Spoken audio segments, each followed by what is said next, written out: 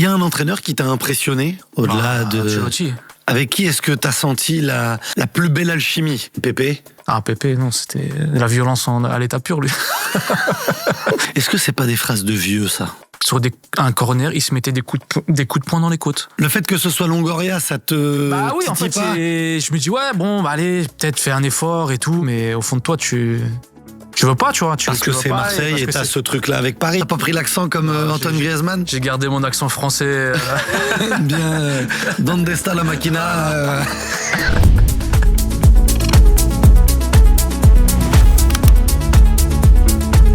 Bonjour à tous, bienvenue dans un nouvel épisode de Campo. On partage ensemble autour du foot. Abonnez-vous, commentez, dites-nous qui vous aimeriez voir avec moi sur les prochains épisodes. Aujourd'hui, je suis très heureux de partager ce moment avec monsieur Kevin Gamero, ancien joueur professionnel, Strasbourg, de Paris, Lorient, passé un peu en Espagne aussi, à Séville, Madrid et Valence, et retour et fin à Strasbourg, où on est au jour d'aujourd'hui.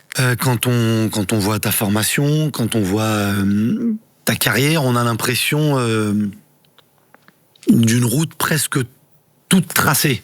Oh. Mais non, on l'a pas vécu.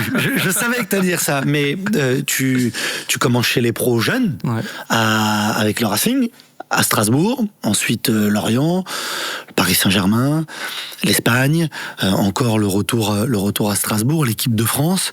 On se dit, il y avait de la qualité, il y avait du talent, tout s'est fait naturellement. Mais et ta réaction me montre que non.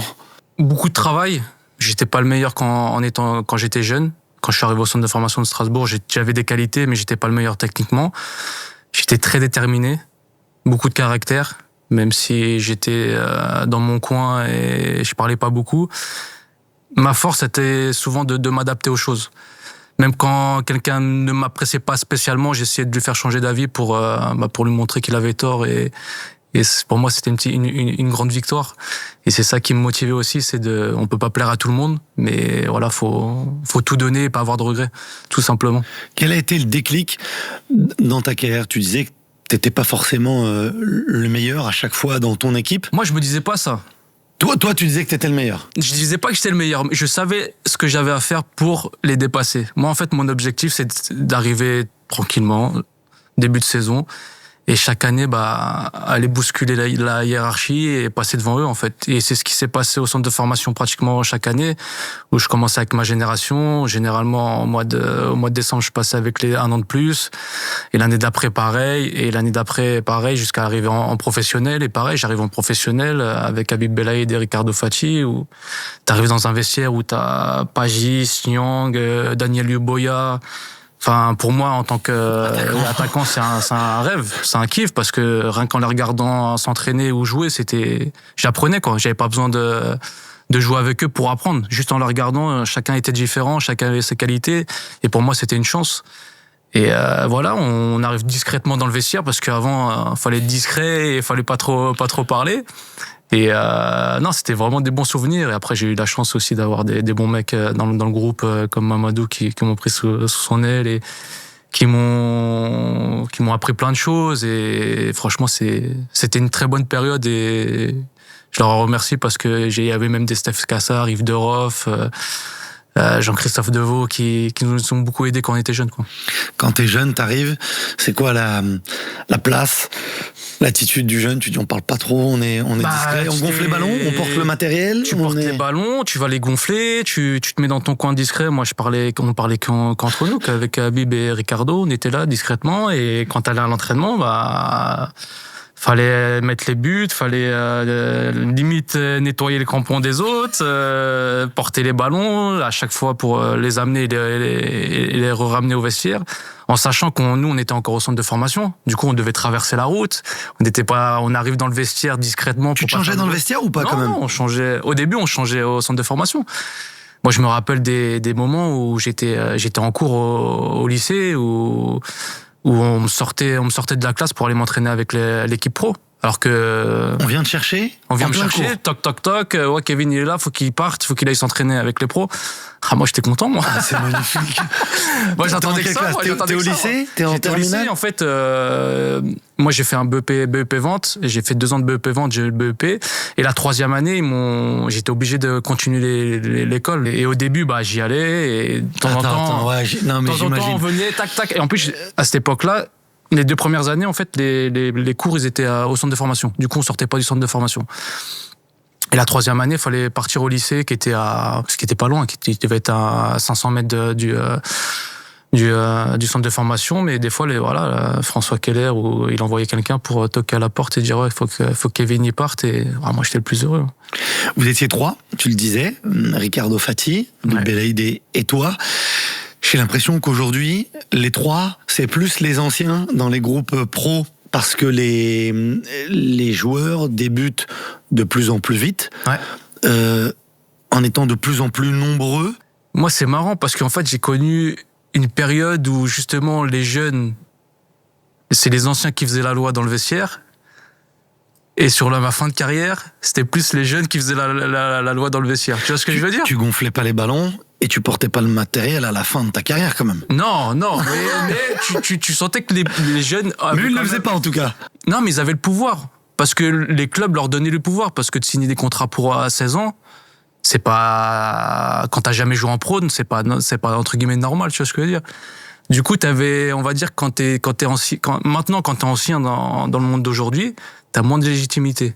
Moi, la chance que j'ai eue, c'est que j'ai fait une belle carrière. J'ai touché l'équipe de France, j'ai gagné des titres. Du coup, les jeunes m'écoutaient. Mais on avait des capitaines à Strasbourg parce que moi, c'est pas mon truc et tout. Et il y avait des capitaines. Les jeunes, ils écoutaient pas spécialement. Parce que ils avaient pas pas la carrière pour les jeunes, ils avaient pas la carrière pour être capitaine entre guillemets. Tu vois ce que je veux dire ? Ils répondaient ou ils répondaient pas. C'est complètement différent. Alors qu'à notre époque, quand on était jeune, mais c'était impensable. Tu t'imagines répondre à Pagis Et même si le jeune, à mon époque, même si le jeune avait raison, le coach arrivait, il donnait raison à l'ancien. Parce que c'était comme ça, c'était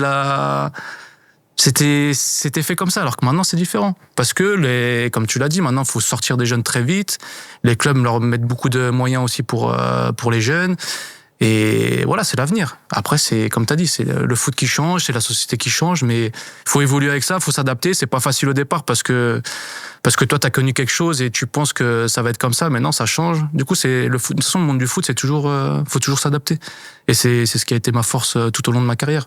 Tu as cité un nom tout à l'heure. Parmi les attaquants, tu fais partie de ces joueurs qu'on met dans la même catégorie que ce mec-là, Michael Pagis. Vous êtes des joueurs qui représentaient une certaine idée du foot, à des postes différents, avec des profils de joueurs différents, mais avec un espèce de tampon où quand t'aimes le foot, sans être journaliste, quand t'aimes le foot, tu dis... Il joue ou il joue pas? Et s'il est remplaçant, tu dis, il le fait entrer ou il le fait... Tout au long de ta carrière, ça a été ça. Et au-delà de la performance, tu as joué dans des grands clubs, le Paris Saint-Germain, les clubs en Espagne, l'Atlético Madrid de Simeone, dans une période folle de l'Atlético Madrid. Mais tu as toujours eu, tu vois, et c'est drôle que tu aies parlé de Pagis, parce que je voulais aborder ce point-là avec toi. Est-ce que tu avais conscience... Je sais pas si c'est le bon mot d'être un joueur différent, mais d'avoir, tu sais, ce regard des autres. On avait ce regard-là sur toi et sur ces joueurs-là. Tu me dis ça, mais moi j'avais pas ce sentiment-là. Pour moi, j'étais un joueur lambda. C'est vrai, parce que au final, on parlait pas beaucoup de moi, surtout quand j'étais en Espagne. Mais après, moi, ça me dérange pas parce que c'est pas ce qui me motive et c'est pas ce qui me fait me dépasser. Du coup, ça m'arrangeait peut-être parce que j'ai toujours été quelqu'un de discret et je faisais ma vie tranquillement de mon côté et je jouais mon football, je vivais de ma passion et je profitais de la vie tout simplement. Mais c'est vrai, non, j'ai pas ressenti ce côté-là. Je sais que j'ai souvent été aimé dans tous les clubs où je suis passé. Mais plus pour mon caractère, peut-être que pour mon football. Après, comme je t'ai dit, moi, j'ai toujours su m'adapter. J'ai toujours essayé de progresser, que ça soit à 20 ans, même à 32 ans, j'apprenais des choses. Et quand je te dis que pour moi, c'était un régal d'aller à l'entraînement avec des Michael Pagis, des Mamadou Niang ou des Le Boya, c'est que moi, je restais à la fin de l'entraînement. Et des fois, je travaillais même pas. Je les regardais juste. Et je voyais un Pagis. Il frappait jamais fort. Il cadrait toutes ses frappes. Mais sans force, qu'en précision. C'était incroyable. Incroyable. T'avais Mamadou Niang un peu plus bourrin, un peu plus rentre dedans. Dans la puissance et l'explosivité. L'explosivité. Tu te dis, putain, il va casser le but, il va casser le filet quand il va. Et t'avais le Boya qui était là, beaucoup de folie. Il tentait des choses, des trucs qui marchaient, des trucs qui marchaient pas, et les trois complètement différents. Et au final, moi, quand je suis avec eux, j'essaye de prendre un peu des trois, quoi. Et c'est ça, en fait, qui m'a fait apprendre beaucoup de choses, parce que quand je vois quelque chose, j'essaie de le reproduire. Depuis tout petit. Je me rappelle, tu dois t'en souvenir, Djedji Okocha, quand il arrive, quand il arrive en France. Au PSG. Sa façon de courir. C'est une façon un peu nonchalante. Les jambes très arquées, un peu déguindées. C'est tout bête, mais quand j'étais gamin, j'étais dans mon jardin ou dans le parc derrière et j'essayais de faire pareil. Et en fait, j'ai gardé ça tout au long de ma carrière. Et j'ai essayé de recopier des choses qui pouvaient me servir et qui pouvaient m'aider pour progresser. Et d'avoir des gens comme ça, c'est exceptionnel. Et après, quand j'arrive à Lorient, j'ai Saifi qui est avec moi, j'ai Marama Veirua qui est à côté de moi. Le football il est plus simple quand tu joues avec des joueurs comme ça. Parce que moi, du foulard de Saifi ou pas? Je sais pas, moi je faisais que courir et je savais que le ballon il allait arriver. En fait c'était ça, moi je savais comment il jouait, lui il savait comment me l'a donné. Et le foot il est plus simple, t'as même pas besoin de discuter, t'as même pas besoin de parler, t'as même pas besoin de dire je vais aller là, il le sait. Moi je sais ce que tu vas faire, toi lui il sait ce que tu vas faire. Du coup c'est plus simple et tout au long de ma carrière, j'ai connu des joueurs comme ça, comme tu as dit, Morgan Amalfitano, pareil, Griezmann, et Ever Banega, pareil, quand j'étais en Espagne. C'est un régal. Avec qui est-ce que tu as senti la plus belle alchimie? T'as parlé de joueurs de nom, là. La plus belle alchimie, Ever Banega, moi, ça m'a marqué. Dans les profils de joueurs, mais exceptionnel. J'ai cette sensibilité-là. Il n'a pas eu la carrière qu'il aurait dû avoir. De tout ce c'est un joueur exceptionnel. International argentin, milieu de terrain, meneur de jeu, numéro 10, numéro 8. Il avait ses démons, lui, qui le faisaient stagner ou qui le faisaient régresser derrière, mais exceptionnel. T'as été avec lui à Valence ou à Séville? Exceptionnel, même en termes de... humainement parlant, c'était un très bon mec. Moi, franchement, j'ai kiffé jouer avec lui et... Toujours un kiff de jouer avec des joueurs comme ça. Élégant, pour lui prendre le ballon, c'était trop dur, quoi. Mais voilà, c'est des très bons souvenirs. Et après, je pense la meilleure alchimie, c'était avec Antoine. Tout de suite, quand je suis arrivé à l'Atlético Madrid, que ça soit en dehors et sur le terrain, c'est pas besoin de discuter, voilà. Ça a tout de suite matché, quoi. C'est lui qui t'accueille, déjà, en dehors du terrain? C'est lui qui m'accueille, on me met tout de suite à côté de lui dans le vestiaire. Du coup, voilà, tout va plus vite, tout est plus simple et ça match tout de suite. Et en plus, on a un peu le même caractère. Voilà, on s'entend très bien, très rapidement et ça se ressent aussi sur le terrain tout de suite. Nous sommes actuellement dans les bureaux de Campo, là où nous préparons, où nous organisons tout ce que vous pouvez voir sur les différents réseaux sociaux, que ce soit les podcasts ou tous les contenus que nous vous préparons. Et je vais prendre un petit moment pour vous parler d'un de nos partenaires très importants, c'est CyberGhost VPN. Le football est fait de voyages, j'aime voyager. Je voyage souvent pour le foot, pour le travail ou tout simplement pour les loisirs avec ma famille et c'est là que CyberGhost VPN me fait la passe décisive. Comment je fais pour profiter de mes abonnements, pour regarder les matchs quand je suis à l'étranger? Grâce au VPN, je peux géolocaliser mon adresse IP en France et du coup suivre mes abonnements même si je suis à l'étranger. Par exemple, si je vais voir ma famille en Algérie, je peux me connecter à CyberGhost et je profite de mes abonnements français. Avec CyberGhost, vous pouvez aussi débloquer plus de 40 plateformes différentes, Netflix, Disney+, entre autres. Par exemple, vous pouvez aussi géolocaliser votre position, votre géolocalisation ailleurs qu'en France. Vous pouvez vous mettre aux États-Unis et suivre Netflix avec les contenus américains où le catalogue est un petit peu plus fourni. CyberGhost vous aide aussi à vous protéger contre les regards malveillants, que ce soit au café, au restaurant, à l'aéroport, si vous êtes en voyage ou même chez vous avec votre propre réseau. La navigation privée ne suffit pas, vous risquez d'être surveillé.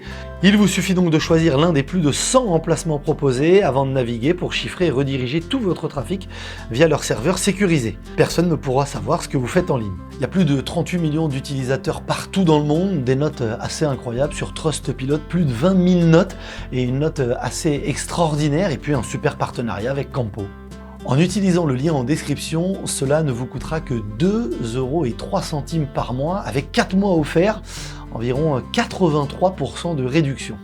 Et avec leur garantie satisfait ou remboursée pendant 45 jours, vous n'avez rien à perdre. Je vous rappelle la marche à suivre. Cliquez sur le lien en description et en commentaire, suivez la marche à suivre et nous on se retrouve dès maintenant pour la suite de la vidéo et la fin de l'épisode de Campo.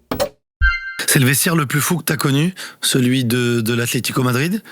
Ou le PSG, enfin, t'avais les noms, le caractère, le vestiaire le plus costaud. T'as vécu le Paris Saint-Germain. Paris, c'était costaud. Oui, c'est pour ça que j'attends la comparaison. C'était costaud parce que déjà t'avais Ibrahimovic qui prend énormément de place. David Beckham. Ouais. T'as Maxwell, Verratti, Pastore. Non, je pense que le vestiaire le plus fou, c'est celui du PSG quand la deuxième, Thiago Motta, exceptionnel. Non, franchement, le vestiaire du PSG en termes d'aura, de qualité, c'était au-dessus. On en a beaucoup entendu parler et très souvent en très bien du vestiaire du Paris Saint-Germain de cette époque-là.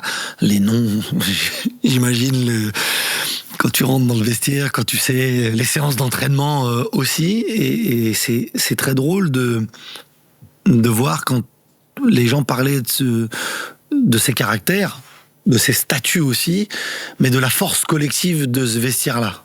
Non, il y avait une très bonne ambiance. Il y avait énormément de qualité et ça se ressentait et ça se voyait que le groupe vivait bien.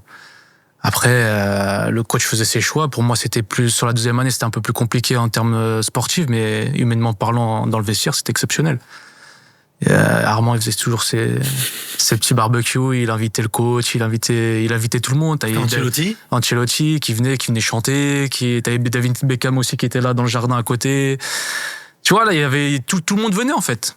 Dès qu'il y avait quelque chose, dès qu'il y avait un repas, tout le monde était présent, tout le monde répondait présent et ça a créé quelque chose de fort dans le groupe. Et non, c'était 2 très belles années au PSG. Moi, j'ai aucun regret d'être passé par le PSG, même si, comme je t'ai dit, sur le plan sportif, ça a pas été ce que j'aurais voulu que ça soit, mais exceptionnel. Pour moi, c'était mon objectif de jouer au Parc des Princes, que les supporters scandent mon nom. C'était depuis tout petit, je rêvais ça, et pour moi, c'est une fierté. En région parisienne, t'as grandi en région parisienne, t'as joué en région parisienne. C'était le Graal. C'était le Graal, c'était mon club. Je me souviens de mes idoles. Je t'ai dit, j'avais 2 posters, JJ Okocha et Marco Simone dans ma chambre. Des souvenirs exceptionnel. J'allais souvent voir les PSG Marseille chez mon grand-père avec quelques cousins et quand je regardais les matchs, je disais souvent à ma mère ou à mon grand-père que vous verrez quand je serai plus grand, au lieu de dire Marco Simone, diront Kevin Gamero dans les tribunes, tu vois. C'est des petites choses qui m'ont motivé et qui m'ont boosté pour arriver à être professionnel et à pouvoir signer dans des clubs comme ça, quoi. Et quand tu l'as vécu la première fois, j'imagine tes parents dans la tribune, à vivre ça au Parc des Princes. Ouais, c'est exceptionnel. Après, avant, tout un symbole en fait. Mon premier match en professionnel au Parc des Princes, c'est avec Strasbourg. Je rentre 20 ou 30 minutes. Je joue contre Lorient, je joue avec Lorient, mon premier match au PSG, on gagne 3-0 avec Lorient. Avec la combinaison Morgan Amalfitano et toi, et un très grand match. J'ai des potes qui sont venus et ils ont même pas vu la deuxième mi-temps parce qu'ils étaient à côté des supporters parisiens et c'est parti un peu ils ont sauté dans la fosse et tout. Tu fais but, passe D dans ce... Il y a tes potes et ils manifestent un peu trop pour toi. Ils manifestent un peu trop, du coup ils voient pas la deuxième parce qu'ils sont escortés, ils étaient à côté des copes et tout. À la base ils sont aussi pour le PSG? Ouais, il y en a qui étaient pour le PSG, il y en a qui étaient pour Marseille, mais voilà, ils étaient contents pour moi, pour ce que ça représentait, tu vois. Et non, mais c'est voilà, tous ces souvenirs. Et après, t'as ce moment-là où t'arrives au Parc des Princes et tu vas signer ton contrat, quoi. C'est exceptionnel. Parce que C'était, comme je t'ai dit, c'était un rêve pour moi. C'était l'objectif. Même si jusqu'au dernier moment, ça a failli pas se faire parce que j'étais prédestiné à aller dans un autre club. Tu devais aller où ? Je devais aller à Valence. Avant d'aller au PSG, en fait, j'étais tombé d'accord avec Valence mais il n'y avait pas de PSG encore. Du coup, Valence, ça traînait depuis 6 mois. Et on est en quelle année ? Je suis arrivé en 2011 au PSG. Du coup, c'était en 2010 et j'avais trouvé un accord avec Valence. Ma femme avait visité des maisons à Valence. Moi, j'avais pas été, mais j'avais passé ma visite médicale à Barcelone. Tout un truc pour pas que ça se sache, en fait, tu vois. Ouais. Des choses qu'on n'avait pas le droit de faire à l'époque, même au jour d'aujourd'hui, je pense. Et du coup, je me mets d'accord sur un contrat avec Valence, mais le problème, c'est qu'ils n'ont pas d'argent. Enfin, ils n'ont pas l'argent que Lorient attend. Du coup, ça traîne, et fin de saison arrive, ils trouvent pas encore d'accord. Et là, mon agent, il me dit, écoute, il y a le PSG qui veut te récupérer. Et là, je fais, putain, merde, le PSG.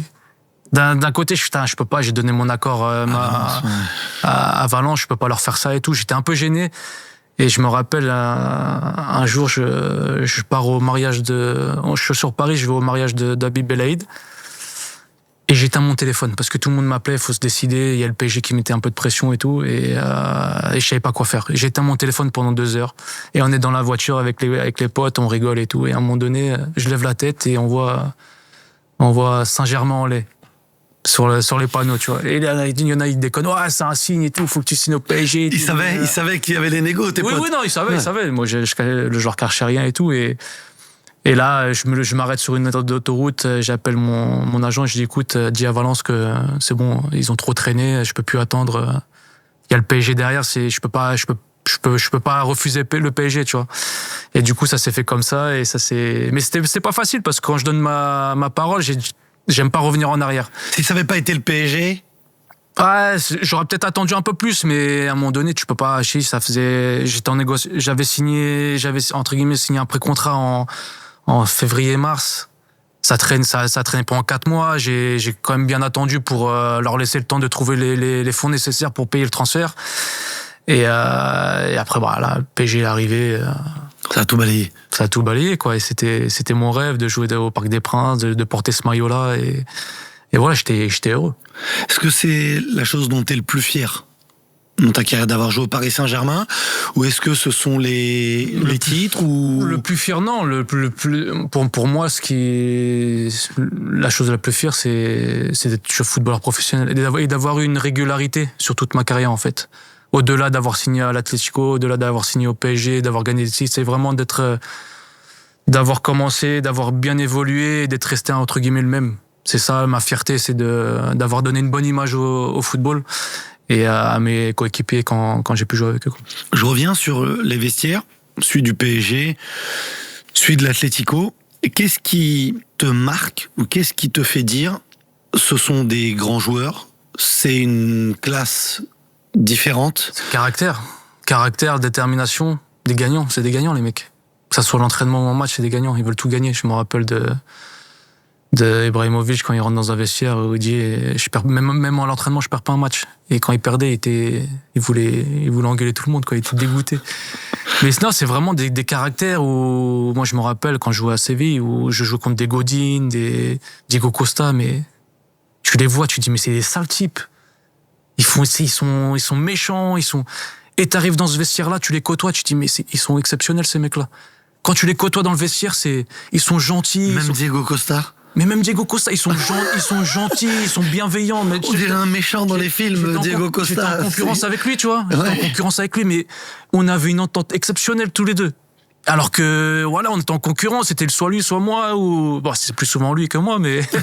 mais voilà, tu vois, c'était... Mais tu jouais contre eux, mais les mecs, ils se mettaient dans un mode gagnant.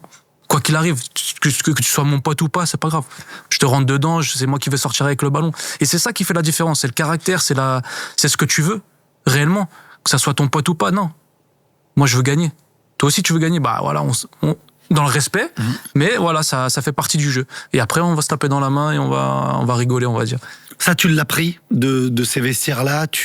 C'est quelque chose que tu as ajouté à ton caractère. Tu avais déjà du caractère et de la personnalité. À chaque fois, tu t'es imprégné comme une éponge. On essaye. Après, voilà, moi j'ai mon caractère qui est plus discret, qui va pas faire de vagues, qui essaye de... Mais voilà, quand ça doit exploser, ça explose. On l'a vu au PSG avec Ancelotti, quand ça a beaucoup fait parler. C'est vrai. J'ai même à l'Atlético, quand je me suis pris la tête un peu avec le coach, ou même à Séville, quand je me suis pris la tête avec Emery. Ça fait partie des choses, mais après, voilà, quand on Comment ça se passe avec Ancelotti, par exemple ? Quand toi, tu t'exploses, on peut pas s'y attendre. Non, mais ça se passe... c'est à cause de quoi ? Quel est le En fait, l'élément déclencheur, c'est que je joue pas... Quand je joue, je marque des buts. Quand je joue pas, le match d'après, des fois, je joue pas. Quand je joue, je sors à la 60e minute. Toutes ces choses-là fait que... frustré, en fait, du temps de jeu. Même si, voilà, devant moi, il y a des grands joueurs et tout, mais je veux toujours plus. Et c'est ma personnalité. J'aime pas être sur le banc. Que je sois à Strasbourg, au PSG ou à l'Atlético, je veux pas être sur le banc. Et du coup, je veux jouer. Et là, tu prends. Et comme je suis pas quelqu'un qui parle beaucoup et qui va parler des problèmes aux autres, que ce soit à ma famille ou à mes amis, à un moment donné, ça explose. Et ça explose avec Ancelotti. Ça explose sur le banc, pas spécialement avec lui, parce qu'on en a... Ouais, c'est quelqu'un de très intelligent. C'est en sortant, je me souviens de l'image. Tu mets le coup de pied dans la gourde. Je m'énerve, j'ai des mots, et puis voilà. Et après, le lendemain, il vient me voir, on discute. Quelqu'un de très intelligent. Il a été joueur, il sait comment ça se passe. Moi, je le reproche pas de pas jouer, mais je lui montre mon point de vue. Je lui explique mon point de vue. Du coup, voilà, il y a un échange et voilà, on repart, on se tape dans la main et ça repart. T'es convaincu quand tu sors de la discussion avec lui ? Tu as toujours les boules ou les glandes un peu de dire on va m'en mettre sur le banc. Je sais que ça va pas changer grand chose, mais voilà, j'ai dit ce que j'avais à dire et comme je t'ai dit, des fois un coach a son équipe type et point barre. C'est dur de faire changer les choses. Des fois tu y arrives, des fois tu y arrives pas. Mais il y a des moments où ok, on a eu cette discussion, ok, j'ai compris. Je finis l'année d'après je pars. Point barre. Parce que je sais que je vais être encore sur le banc, parce que je sais que je vais être frustré. T'aurais pu rester encore ? J'aurais pu rester, parce que après c'est Laurent Blanc qui est arrivé. On a eu une discussion, il voulait que je reste, je savais qu'il y avait encore un autre attaquant qui allait arriver, mais lui il fait le forcing pour que je reste, mais j'étais déterminé à partir, je voulais autre chose, je voulais aller voir autre chose et je voulais jouer surtout. Je voulais pas attendre encore mon tour. Et comme je t'ai dit, j'aime pas être sur le banc, du coup, fallait que je joue. Et c'est comme ça que je pars en Espagne. Est-ce que c'est la même gestion quand ça se passe de cette manière-là, sur ta frustration, et que t'exprimes ta frustration avec un Unai Emery que t'évoquais ou avec un Simeone ? Unai Emery, c'est plus dur parce que je parle pas la langue. Ouais. J'essaie de me faire comprendre, c'est pas facile. Ça dépendait. En fait, pour lui, c'était génial parce qu'il avait deux attaquants qui mettaient 20 buts par saison, que ce soit moi et Baka. Du coup, pour lui, c'est exceptionnel parce qu'il a deux attaquants qui marquent, que ça soit lui ou moi qui jouait. Du coup, le problème, c'est que moi, j'allais dans son vestiaire de temps en temps et Baka allait dans son vestiaire dans le bureau de temps en temps pour échanger. Et nous, on voulait jouer ensemble. Ouais. Et il voulait pas super attaquant, international colombien, c'est ça, qui venait de Bruges, qui avait joué en Belgique. Et en fait, quand il jouait, il marquait, quand je jouais, je marquais. Du coup, il y avait une compétition entre nous, mais nous, on s'entendait super bien, mais on voulait même des fois jouer ensemble. Et il avait son 4-5-1 qui voulait pas changer, et qui, voilà, c'était sa façon de jouer. Et de temps en temps, quand on perdait, il nous faisait jouer ensemble, mais c'est vrai que c'était rare. Et du coup, on discute, et quelqu'un, voilà, pareil, il m'explique son point de vue, je lui explique le mien. Je sais qu'avec Emery, j'allais jamais sortir gagnant parce qu'il fallait qu'il ait raison. Mais c'était comme ça. Et tu vois, moi, je l'ai compris à un moment donné. Gros caractère ? Ouais, gros caractère. Et il veut avoir raison. Même si toi, t'es pas d'accord, je dis ok, coach, y a pas de souci. Mais tu sais que il veut avoir raison. Mais si tu pars dans un clash, tu vas faire quoi ? Tu vas plus jouer, il va te mettre à la cave. À un moment donné, c'est une question d'intelligence. C'est comme ça que je l'ai pris. Et quand ça s'est très bien passé pendant 3 ans, même si on a eu des discussions longues, fatigantes, mais je savais que 3 jours après, il allait me faire jouer parce qu'il savait ce que je pouvais faire derrière. C'est pas parce que je lui en voulais ou que lui m'en voulait que j'allais pas donner le 100% pour l'équipe pour faire gagner l'équipe, tu vois. Du coup, c'était C'était des bonnes discussions, des fois c'était fatigant, mais ça fait partie du jeu. Est-ce que ça t'est déjà arrivé, en étant sur le banc et en voyant Baka marquer et te dire... t'as toujours un petit truc parce que tu dis putain, je vais pas encore jouer le week-end d'après.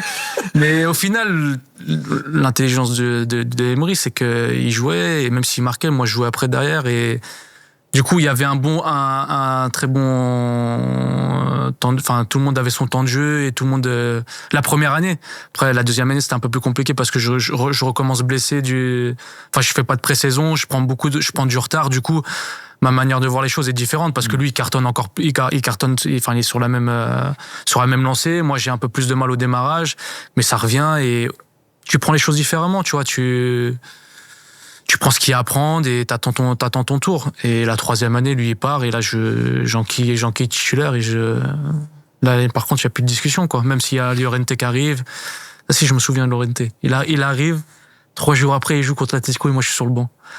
Ah, j'ai dégoûté. Je dis non, c'est reparti. Ils m'en remettent un. C'est pas possible et tout. Et après, je vais le voir et après, il me dit, ouais, non, mais c'est parce que c'est l'Atlético. L'Atlético, ils ont un jeu spécial. Ça joue pas beaucoup au football. C'est très dur. Du coup, il voulait le mettre lui plutôt que moi pour ses qualités physiques et comment dire, son jeu de tête. Et, mais après, l'année, c'est très bien déroulé. Quand on en discute, on en rigole et on a passé de très bons moments et quand tu gagnes 3 titres en 3 ans avec Séville, alors que c'était un club, quand j'arrive, qui était pratiquement à la rue. Moi, je me rappelle, quand on me parle de Séville, je veux partir de Paris, il y avait Valence encore, et il y a Séville. Séville, pour être honnête avec toi, je savais même pas où c'était. Je regarde sur la carte, putain, c'est loin de la France et tout, tu sais, j'ai jamais quitté la France et tout, Je regarde le classement, 10e, j'appelle mes agents, je suis là, vous foutez de ma gueule ou quoi? Qu'est-ce qui se passe? Ils sont 10e, il n'y a même pas de Coupe d'Europe, qu'est-ce que vous voulez que j'aille faire là-bas? Non, mais t'inquiète pas, il y a 2 ou 3 équipes qui peuvent pas la faire parce que ils ont pas le budget. Du coup, ils font la Ligue Europa, mais par contre, ils commencent tout au début, tu vois. Du coup, j'arrive je dis ok, d'accord et tout, on se met d'accord. Ça aussi, ça a été un transfert très très compliqué. Et jusqu'au jour où j'arrive, ils avaient déjà fait 2 tours de préliminaires de Ligue Europa. Ils avaient balayé déjà un petit peu. Mais t'imagines l'histoire et tu vas la gagner à la fin de l'année. C'est incroyable. T'as commencé en juillet. Ils ont commencé en juillet. Moi, je suis arrivé en début août.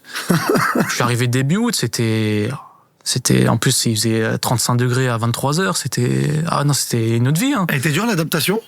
Elle était dure. Elle a été dure parce que j'arrive.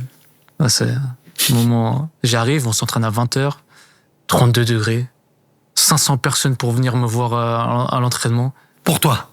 Pour moi, pour les entraînements, mais parce que il y a un nouveau joueur. Et là, on fait un exercice, on fait 20-25 minutes, ça part dans tout, on fait une conservation, ça partait dans tous les sens. Je suis arrivé où? C'est limite un autre football. Ouais. Ça allait trop d'intensité. En France, c'était un peu plus calme. Je savais plus où donner de la tête et tout. Et à un moment donné, on fait un contre 1. Et je veux me retourner là. Et là, je sens mon adducteur, clac, il se déchire. Premier entraînement, 500 personnes qui est là pour te voir et tout. Tu sors blessé en boitant, tu te dis putain, mais ils vont se dire, mais c'est qui sûr? Du coup, 3 semaines à l'arrêt, 3 semaines où tu côtoies pas trop le groupe, t'es souvent avec les kinés, tu parles pas la langue. J'étais le seul. Il y avait Kondogbia, mais Kondogbia elle est partie, je crois 1 semaine ou 2 semaines après. Du coup, j'étais le seul français. Il y a juste un Argentin qui parlait français qui m'a beaucoup aidé aussi à ce moment-là. C'était Parreira, un défenseur central. Et du coup, il m'a beaucoup aidé dans l'intégration. Et après, ça s'est fait naturellement. Mais comme d'habitude, je suis arrivé discrètement, tranquillement. Et j'observais beaucoup pour voir avec qui ça peut matcher. Avec qui c'est toujours comme ça que ça se passe. Hein. Et après, voilà, blessure. Je me soigne et ça... l'année est lancée, quoi, on va dire. Mais c'est vrai que la chaleur était compliquée à gérer au début. Parce que tu t'entraînes très tôt, tu t'entraînes très tard. Premier match de championnat, il se joue à 23h. T'as pas l'habitude. Des fois, tu t'entraînes à 20h. Du coup, toute la journée, tu sais pas quoi faire parce que si tu vas à la piscine, tu vas à l'entraînement après, tu sais pas comment tes muscles vont réagir. Faut s'adapter. Faut voir comment tu testes des choses et tu vois comment ça se passe. Mais après, Séville, en soi, la qualité de vie, c'était exceptionnel. Il fait beau toute l'année. t'arrives à un moment en Liga où il y a Messi au Barça. Et pas que lui. Ouais. T'as Ronaldo, Benzema au Real Madrid. Vous êtes en train de construire quelque chose avec le FC Séville, qui va être une équipe, allez, on va rester poli, très embêtante à jouer pendant pas mal d'années. T'as l'Atlético de Madrid qui est dans les débuts avec Cholo Simeone. Ouais. T'as toujours Valence qui existe, qui est peut-être un petit peu moins fort. T'as Villarreal qui est dans ces équipes-là. Bilbao. T'as un championnat exceptionnel. Et quand tu dis Messi, Ronaldo, mais t'as Iniesta, Xavi, Busquets, exceptionnel, Neymar. Ça veut dire que t'as fait les pressings où t'étais devant pour aller gêner les sorties de balles au milieu de tous. J'ai couru un jour. Simeone, il m'a fait un marquage individuel sur Busquets. Ce truc que on m'avait jamais demandé. J'ai attaquant, on me demande pas ça. Et pas sur n'importe qui. Et oui, le mec il perd jamais le ballon. Comment tu veux lui récupérer le ballon? Fallait toujours que je sois à côté de lui. Toujours. Et alors? Ah, c'est dur. Hein. J'ai récupéré un ou deux ballons, mais il est trop fort le mec. Il t'a fait le râteau où comme il faisait en se tournant à 2 à l'heure. Il a dû me le faire, c'est sûr. Mais non, c'est des joueurs exceptionnels. C'est facile pour eux, en fait, le foot. C'est incroyable. Iniesta, mais exceptionnel. Il tournait sur lui-même. Un petit, pas spécialement costaud, mais il perdait jamais le ballon. Pour lui prendre le ballon, c'était compliqué. Il a une vista incroyable. Mais non, c'était un régal. Et comme tu as dit, je pense que c'est les meilleures années du football espagnol. Quand tu as Messi et Ronaldo, de toute façon, dans le championnat, c'était incroyable. On profite de ce foot-là où on n'a pas le temps parce que vous êtes dans la compétition, vous êtes dans les objectifs. Est-ce qu'on a le temps de profiter, d'apprécier, de se dire quand même je suis arrivé à un niveau de football qui est merveilleux en étant un homme important de ce football-là? Si, t'apprécies parce que moi je m'y retrouve complètement. C'est ton foot. C'est mon football, c'est des coachs qui me comprennent en général, on parle le même langage, le même football. Des personnes avec qui je travaille comme Monchi, comme Pablo Longoria quand je suis à Valence, qui parle football du coup. Il était déjà fort. Il était recruteur. À l'époque. Mais c'est grâce à lui que j'ai signé à Valence parce que c'est Longoria qui te fait signer à Valence. Ouais, c'est lui avec le directeur sportif aussi, mais lui il me suivait depuis des années. Et quand on parle football, tu sens que les mecs ils sont calés quoi. Et c'est plaisant et tu sais que quand tu vas arriver dans le vestiaire ou dans l'effectif que ça va jouer au foot.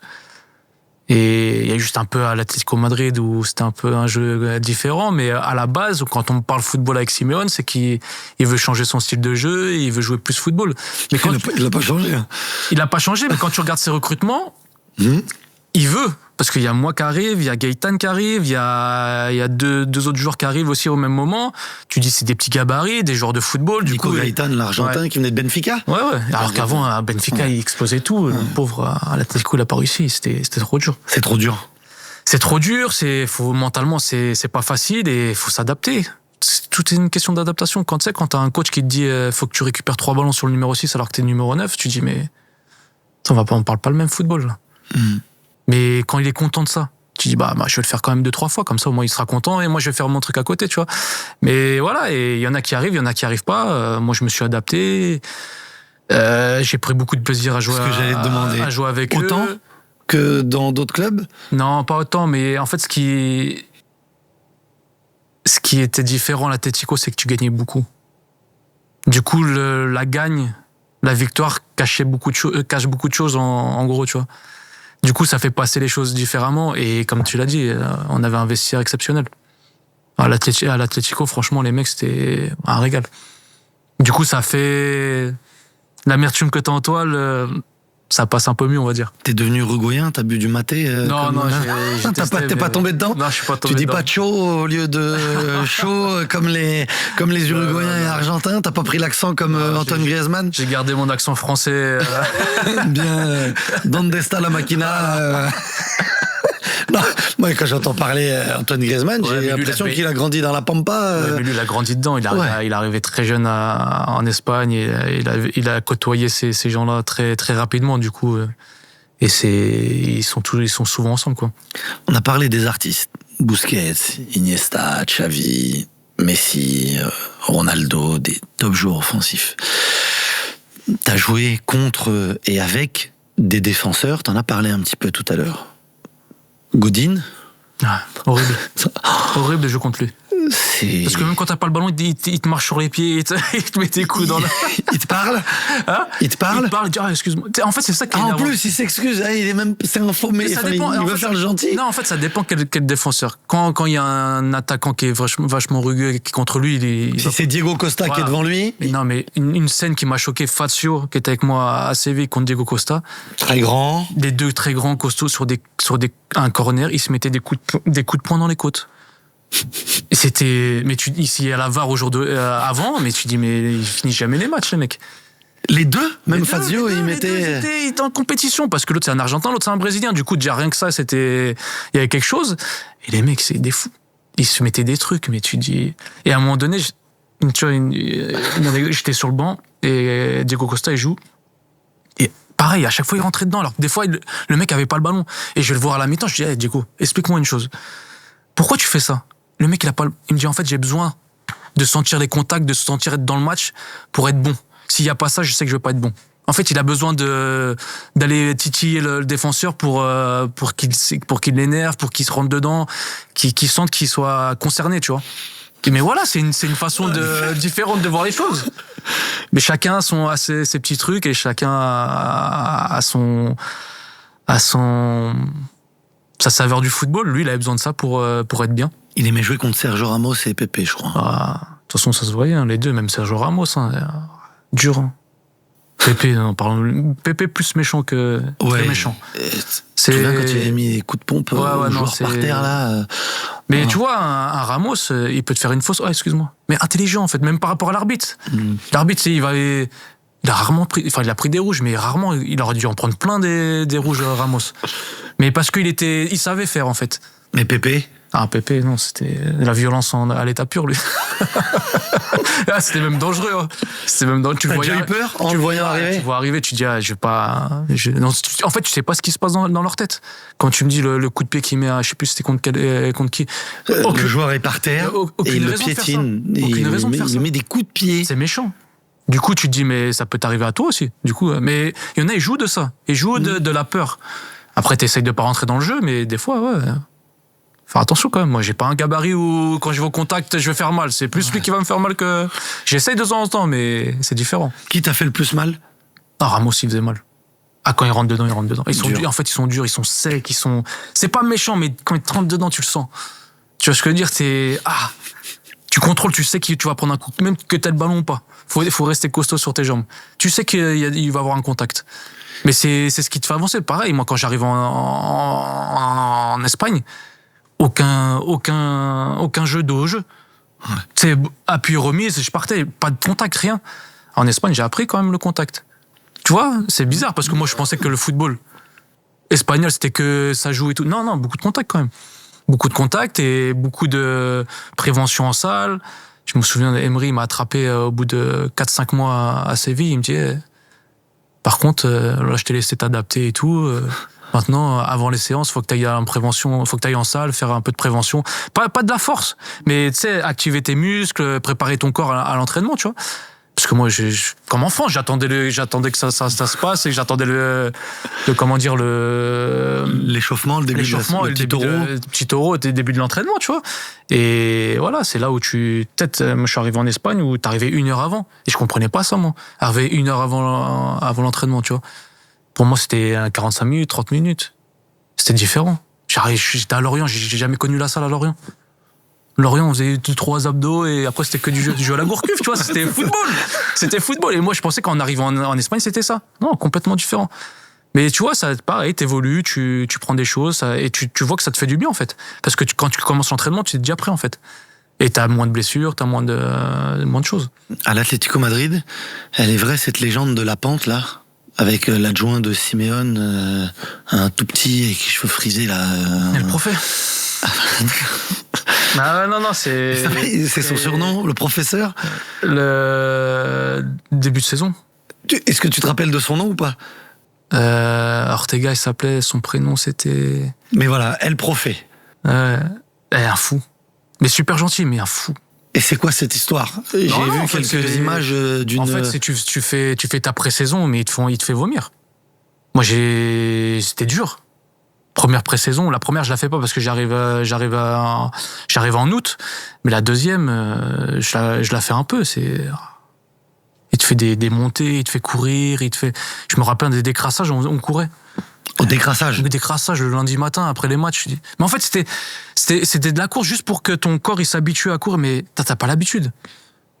Et lui, il te faisait avec des bips. Fallait être à chaque plot. Comme le Luc Léger, le Vaméval. Moins vite, tu vois, mais en fait, il t'apprenait à courir. Toujours être en mouvement, toujours. Mais les pré-saisons, hein, c'est les intermittents et tout, c'était. Muscu. C'est dur. C'était déjà caché sur le gainage où tu poses un petit peu les genoux. On essaie de temps en temps, mais là il est toujours là à regarder. En plus, l'Atlético, il était pas tout seul. Hein. Il y avait trois mecs avec lui. Du coup, mais c'était une bonne période. Franchement, même si c'était dur, on a bien rigolé. Et en fait, ce qui était bien, c'est que même si la personne est dure, il sait mettre l'ambiance. Du coup, il sait rigoler quand il faut rigoler, il sait être dur quand il faut être dur, il sait travailler quand il faut travailler. Et en fait, c'est ça, son approche était très bonne. Et après, t'arrivais sur le terrain, t'avais plus rien dans les jambes. Et t'avais Simeone qui te criait dessus. Heureusement que t'étais un joueur d'axe déjà. Ouais. Parce que celui qui est le long de la ligne de touche, avec Simeone. Avec Simeone, ouais. Mais complètement différent, Simeone, c'est... un caractère en dehors et sur le terrain complètement différent, très calme en dehors. Tu parles avec lui, très calme, même je vais pas dire timide, mais dans son monde. Sur le terrain, il est possédé. Il se transforme. Mais voilà, en fait, il nous a transmis, que ça soit lui ou Emery, il nous transmettait sa passion du foot et son énergie. Et en fait, Simeone, il faisait des causeries de 15 minutes. Et tu ressortais de la causerie, t'avais envie de te battre sur le terrain. T'as envie d'aller... Non, mais c'est vrai. Qu'est-ce qu'il disait? Mais des choses toutes simples, mais en fait, il le disait tellement passionnément et d'une manière que t'avais envie d'aller jouer sur le terrain. Même quand t'étais remplaçant, t'avais envie de jouer tout de suite, tu vois. Mais voilà, en fait, mais il était très bon maintenant. Il t'a déjà retourné, tu vois, sur une causerie à la mi-temps. J'aime beaucoup ces forces-là. Quand tu sais qu'un entraîneur à la mi-temps, il a très très peu de minutes d'attention, il y a beaucoup de choses. Il t'a déjà retourné, toi individuellement, au-delà de l'équipe. T'as déjà retourné, tu sais. Même là, tu repars avec un nouvel élan au retour du vestiaire. Simeone, il a une vision où il parle très peu individuel. Il parle toujours groupe. Que tu gagnes ou que tu perdes. Tu l'as jamais vu défoncer un joueur de son équipe. C'est vrai, il a toujours été très proche. Quand ça arrive, c'est vraiment qu'il y a un truc qui va pas. Ou c'est plus une attitude au-delà de la performance. Ouais. Jamais, il pense toujours à après. Et c'est plus collectif en fait. C'est pour ça que dans ta question, individuellement parlant, non, pas spécialement. Quoi. C'était pas sa façon de faire, d'aller sur... Non, sur une personne, non. Que ça soit en bon ou en négatif, hein, mais non, c'était plus collectif. Il y a un entraîneur qui t'a impressionné au-delà de... Ancelotti, c'est... Il sait comment un groupe vit. Il laisse vivre son groupe dans les règles. Faut pas les dépasser. Quand tu les dépasses, tu as un rappel à l'ordre. Mais voilà, il est très proche de ses joueurs, beaucoup dans la discussion, et il sait qu'il a des joueurs qui sont forts, qui sont techniques. Tu vas leur apprendre le football, mais ils savent jouer au football. Je pense que c'est comme un Zidane quand il arrive au Real Madrid. Je pense qu'il invente rien du tout, mais avec son aura, les gens l'écoutent. Il donne des conseils, c'est fluide en fait. Il laisse jouer ses joueurs et t'as des bases, ce qui est normal. Mais moi, je me rappelle, Ancelotti, il y avait rien de fou tactiquement. Mais tu joues avec des joueurs qui connaissaient le football, du coup c'est plus simple. Tu vois, Thiago Motta, Verratti, Ibrahimovic, t'avais Maxwell, Alex, t'avais Armand, Jallet, t'avais quand même une équipe Menez, t'avais quand même des joueurs qui... Après, faut rester dans le cadre. Et après, il te laissait beaucoup jouer. Hein, et franchement, Ancelotti, moi personnellement, il m'a rien appris tactiquement. Contrairement à Emery ou à Simeone, où c'était différent, mais qui m'ont appris des choses tactiquement. C'était plus dans le management, dans la gestion d'un vestiaire. C'est vrai, toutes ces histoires, tu parlais tout à l'heure, il était avec nous à chanter au barbecue, à venir au resto. Ça fait la diff. J'ai l'impression que ça peut plus exister, ça. Aujourd'hui. J'ai l'impression que les gens se mettent des barrières. Ouais. Parce que les gens n'acceptent moins la critique. Je ressens ça. Ils n'acceptent moins la critique, mais la critique, ça fait avancer. C'est pas parce que quelqu'un te critique à l'instant T qu'il t'aime pas. Ça veut rien dire, c'est qu'il veut t'aider. Le jour où le coach ne te parle plus, c'est qu'il y a un problème, c'est qu'il veut plus de toi.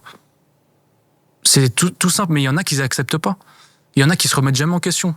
Et je trouve qu'au jour d'aujourd'hui, ils ont plus de mal à se remettre en question. Pourquoi, je sais pas, mais même moi, quand j'étais bien, tu te remets toujours en question, en fait. Parce qu'il y a un nouveau match, il y a une nouvelle semaine, t'es toujours obligé, de toute façon, parce que quoi qu'il arrive, t'as une forme de relâchement qui arrive. Ça m'est arrivé. Ça arrive à tout le monde, ce qui est normal. Et des fois, un petit pic de l'entraîneur, un petit pic d'un coéquipier. Vous avez besoin de ça. Et je vais pas dire il a raison, mais ça va te faire réfléchir et tu vas dire ah ouais, bon on va se remettre un peu au boulot, tu vois. Mais c'est des trucs tout simples. Mais après c'est une question d'intelligence ou de voir les choses. Et je pense que c'est important. Et quand on dit qu'un coach est très bon, c'est qu'il sait quand appuyer sur les points négatifs ou positifs. Et c'est ça qui va te faire basculer du bon côté ou du mauvais côté. Tu te veux entraîner ? Non. Non, C'est pas pour moi. Pas de patience. C'est vrai ? Pas de patience. Non, parce que, tu vois, même sur la fin, là, quand j'étais à Strasbourg, pour moi, il y a des choses évidentes. Une bonne passe, un bon contrôle, une bonne transversale. Des choses simples. Le jour d'aujourd'hui, le foot moderne d'aujourd'hui, j'ai l'impression qu'il se complique la vie. Moi, pour ma part, je voyais des jeunes arriver, ils étaient pas prêts encore. Ils étaient pas prêts. Ils jouaient, mais ils étaient pas prêts. Mais est-ce que c'est les aider de les lancer tout de suite ? Parce que je me suis dit, il y en a, ils savaient pas faire un contrôle.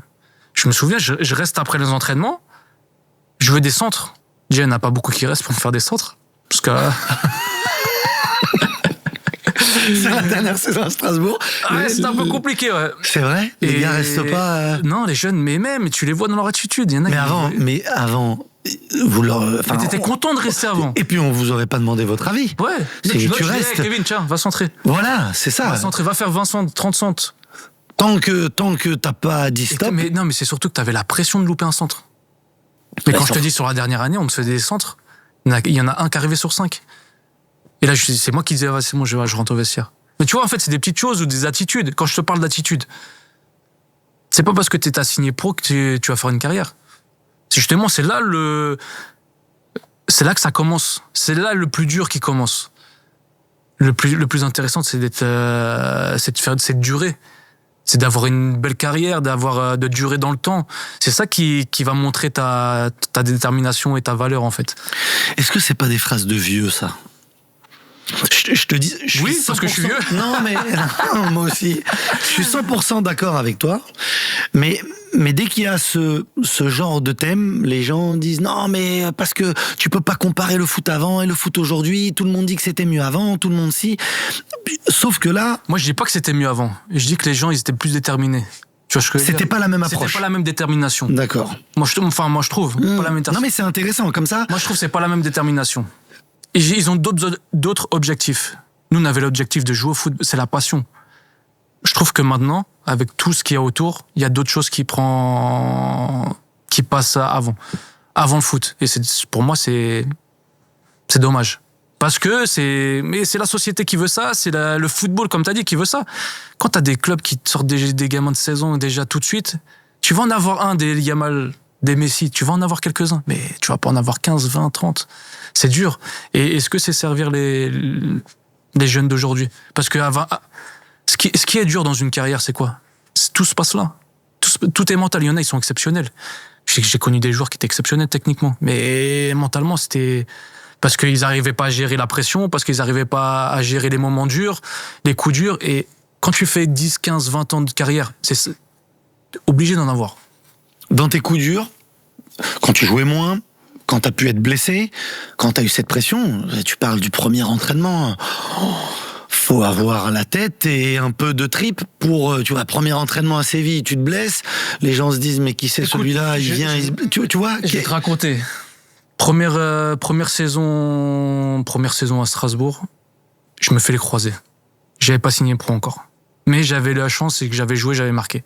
Mais mon premier match, pareil. Je joue en Coupe UEFA contre le Belgrade. Je fais 80 minutes, mais je suis nul. J'ai les pieds qui tremblent, je suis pas bien. On perd 2-0. Et là, pendant 10 minutes, je mets 2 buts de la tête. Et là, putain. Tu vois, le truc qu'il y avait en moi qui me... les matchs d'après, c'est... Je cours partout, je suis libéré, j'ai les pieds, je me sens bien, en fait. Mais, à ce moment-là, plus d'attaquant. Déjà, je joue parce que j'étais peut-être le seul, alors que j'étais jeune. Et peut-être s'il y avait des joueurs qui étaient en forme sur le banc, peut-être je me souviens de Didier Perrault, il me dit attends, t'as eu de la chance, j'ai fait te changer à la 60e minute. Je suis heureusement coach, parce que sinon mais ça aurait été une autre carrière, ça aurait peut-être été un autre début de carrière aussi, tu vois. Mais ce petit truc a fait que il m'a fait confiance, il m'a laissé et je lui ai rendu derrière. Mais 3 mois après, croisé, pas signé pro. Là, je suis sur le terrain, je suis en pleurs, je suis loin de la famille, il y a personne ici pour moi. Je me fais opérer 3 jours après, je reste 1 semaine à l'hôpital avec, tu sais, les drains là, à l'ancienne. Là. Je pouvais pas bouger, là, c'est plus comme maintenant. Tout seul. Après, j'ai mes parents quand même qui sont venus pour m'aider, pour voir dans quel état psychologique j'étais. Et là, la chance que j'ai eue, j'ai les mecs du vestiaire qui sont venus me voir, qui sont venus me soutenir, ce que j'ai beaucoup apprécié. C'est Kanté, Yacine Abdesaki, tout ça, Salim Arash. Franchement, ça m'a beaucoup aidé. Et après, Marc Keller aussi avait décidé de me faire un contrat pro. Il le fait quand même. Il me le fait. Il dit qu'il va me faire signer pro à la fin de saison et il le fait. Du coup, t'es blessé, t'as les croisés et on te fait quand même signer pro. C'est un soulagement. Tu te dis bon. Ah, c'est un soulagement parce que quand on dit pourquoi t'as pas été pro? Ah, j'ai les croisés. Tu l'as entendu combien de fois celle-là? Ça a failli m'arriver. Peut-être, on sait pas. Tu vois ce que je veux dire? Et peut-être il se fout de ma gueule celui-là. Mais là, je suis sûr qu'il y a plein de gens qui vont dire mais parce qu'il a eu de la chance, Gamero. Moi, j'ai pas eu de Marc Keller dans mon équipe. Il y en a plein qui vont dire ça. Non, mais il faut toujours une part de chance. J'ai toujours dit, toujours une part de la chance que j'ai eue, c'est que mon premier match en pro, enfin mon premier match titulaire, j'ai marqué. Pratiquement dans tous les matchs où j'ai commencé dans les clubs, j'ai pratiquement marqué tout de suite. Du coup, il faut la provoquer, la chance. Ça passe par le travail, ça passe par plein de choses. Et les blessures, c'est vrai que les blessures, ça freine, mais c'est pas la fin du monde. C'est dur, hein. Mentalement, c'était pas facile parce que tu perds un peu de tes capacités, tu reviens, t'es nul. Faut être honnête, hein. T'es là, tu te dis putain, mais qu'est-ce qui se passe et tout. Mais en fait, c'est que mental. Et comment on travaille mentalement? C'est un grand sujet, une grande cause aujourd'hui sur l'aspect mental, voire la santé mentale des footballeurs de haut niveau. On l'a ou on l'a pas, ou on peut travailler? Je pense que ça se travaille. Mais pareil, moi je suis d'une époque où tu parles pas. Tu fermes ta bouche et tu travailles. Tu le fais. Je suis dans mon. Moi, en fait, J'aurais aimé en parler à un moment? Non, parce que c'était pas mon truc. C'est mon caractère. Peut-être que ça m'aurait aidé à développer d'autres choses, mais j'étais pas prêt mentalement. Et j'étais pas demandeur de ça. Pour moi, il fallait que je m'en sorte tout seul. Et je parle aussi comme un vieux. Non, mais... Mais non, en fait, c'était mon caractère. Et face à l'adversité, c'est moi. Ouais, c'est moi, mais depuis toujours. Depuis tout petit. Et quand, tu vois, même quand un prof te dit non, mais faut penser à autre chose qu'à être footballeur, non. Pour moi, c'est soit ça, soit rien. Bon, j'ai de la chance, j'ai réussi. Mais la réussite, la chance, c'est le hasard. Mais tu vois ce que je veux dire, et quand t'as un coach qui dit non, vas-y, va jouer en équipe B parce que t'es pas assez grand, pas assez costaud. C'est pas grave. Moi, je vais jouer 90 minutes et je vais prendre du plaisir. T'en as pas souffert de ça quand on te disait... Moi, j'en souffrais quand j'étais en équipe A et que je jouais 20 minutes. Ça, j'en souffrais. Mais d'aller jouer en équipe 2, non. Moi, comme je dis à mes enfants, le principal, c'est d'aller jouer. Mais moi, ce qui me fait mal, c'est quand je les vois à la maison et qu'ils foutent rien. Tu vois ce que je veux dire? Alors que son équipe ou même elle joue, tu vois. Je dis non, moi, même tu joues avec les plus jeunes, c'est pas grave, tu vas jouer. Tu prends du plaisir, c'est le plaisir. Combien de joueurs ont été bons à un moment et ne sont plus bons après, ou le vice versa, tu vois. Faut juste jouer, faut qu'ils se libèrent en fait les jeunes. Là, on leur remet trop des trucs. Ah non, tu vas pas jouer ce week-end parce que... Non, crée quelque chose pour qu'il aille jouer ce week-end. Pour moi, c'est impensable qu'un gamin de 10, 11, de 8 ans jusqu'à 13, 14 ans ne joue pas le week-end. C'est impensable. Fais une équipe 2, fais une équipe 3, fais ce que tu veux, comme à l'époque. C'est vrai que maintenant, on va dire, ouais, mais les moyens, il n'y a plus de bénévoles. C'est vrai que c'est pas facile à gérer. Non, mais prends pas autant de gamins, alors. Voilà, moi, je suis... Là, tu prêches plus qu'un convaincu. J'ai 2 petits garçons qui ont 9 et 11 ans. Donc il joue au foot, il y en a qu'un pour l'instant qui joue au foot, l'autre il joue plus trop au foot. Mais ce que tu peux évoquer là, c'est déterminant dans la passion du petit à jouer au foot. Les petits, ils arrivent tous au foot avec le sourire. Avec en tout cas cette passion et ce kiff de jouer au foot. Et c'est très intéressant ce que tu dis sur le fait de...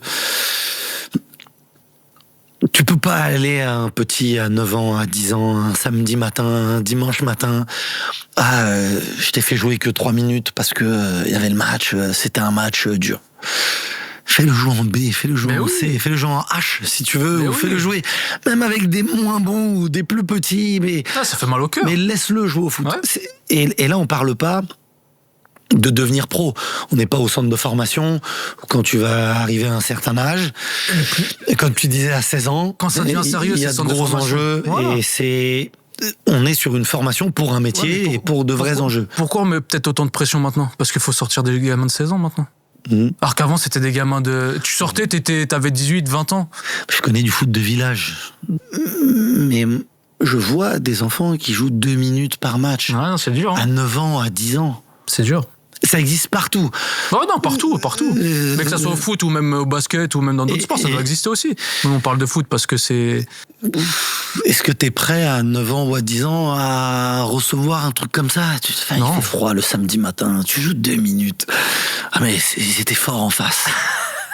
Je t'assure que j'ai entendu des centaines de fois. Non, ouais, moi c'est quelque chose que... Mais comme je t'ai dit, moi j'ai joué en équipe 2. Ouais. Même j'ai dû jouer en équipe C à un moment donné parce que j'avais besoin, je demandais à jouer. Parce que je voulais jouer 90 minutes. Pour un footballeur, de jouer un match 90 minutes, pour son mental, c'est important. Et c'est là où j'en voulais à Simeone quand j'étais à l'Atlético. J'ai rarement fini un match. Je pouvais marquer, faire des passes D. Je savais qu'à la 60e, 70e, changement.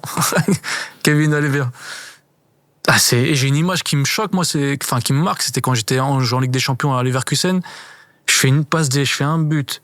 Je sors à la 65e minute. Et même Antoine, il dit, non, mais pourquoi, tu vois? Mais en fait, c'est des moments là où il faut rester costaud parce que là, t'as envie de dire, vas-y, il me saoule, j'en ai marre, je joue plus pour lui, tu vois. Mais non, en fait, tu joues pour toi, tu joues pas pour lui. Tu joues pour toi parce que tu veux être heureux, tu veux profiter, tu veux faire de belles choses. Mais inconsciemment, tu joues aussi pour le coach, tu joues pour l'équipe et c'est normal. Mais si tu joues pas pour toi avant tout, ça marchera pas.